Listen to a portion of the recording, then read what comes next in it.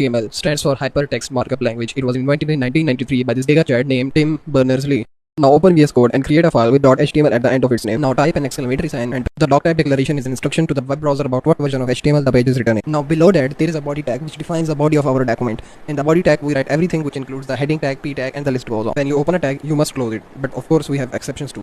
Now let's start with the heading tag. There are 6 types of headings and these are h1, h2, h3, h4, h5 and h6. Let's type something and see how they look in the browser. This is how it is going to look in the browser. Remember, the smaller the number is, the bigger the text would be. What comes next is a p tag. P tag is used to write paragraph in HTML. Type p in the VS Code and it will show you the suggestion. Now press enter and write your paragraph. And this is how the text will be displayed in the browser. Let's say you want to change the color of p tag. Type style over here and then type the desired property and give it a value.